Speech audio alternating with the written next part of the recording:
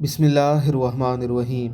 हमारे माशरे में अपने बेटे या भाई के लिए जब शादी का रिश्ता ढूंढा जाता है तो लड़की की खूबसूरती, लड़की की शराफत, लड़की के कामकाज, लड़की के रहन सहन, लड़की की तालीम, लड़की का ख़ानदान, लड़की का जहेज़, लड़की का जायदाद में हिस्सा, लड़की की पैदाइश से उसकी जवानी तक की हिस्ट्री, इस सब की गवाही शर्त समझी जाती है।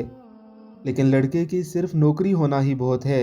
शक्लो सूरत अहम, न किरदार अहम, न चाल चलन अहम, न उसके दोस्त व अहबाब अहम, न उसके घर वालों से राबता तल्लक अहम, न उसके इश्क माशके अहम।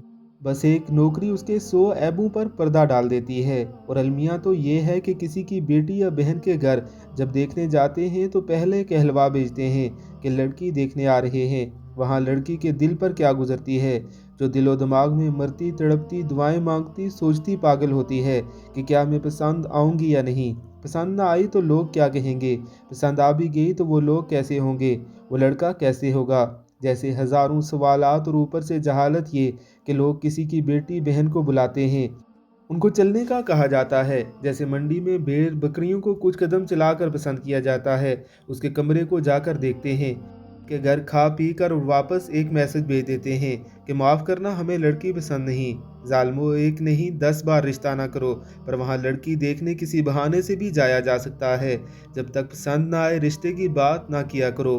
वो लड़की है, फरिश्ता नहीं। एक सादा सी मासूम सी इंसान है जिसके कुछ जज्बात हैं, कुछ ख्वाब हैं, उसकी भी कोई इज्जत नफ्स है। खुदारा अपने चांद से बेटों के लिए परियां ज़रूर ढूंढें, पर किसी की बहन बेटी को ऐब लगा कर नहीं, किसी की आह को लेकर नहीं, किसी की बदवा लेकर नहीं। अच्छी और गरीब लड़कियों को अपनाओ ताकि आपके सबब किसी मासूम की ज़िंदगी ही संवर जाए। अल्लाह पाक सब बहन बेटियों के नसीब उनकी सोच से ज़्यादा खूबसूरत लिख दे। आमीन सुम आमीन।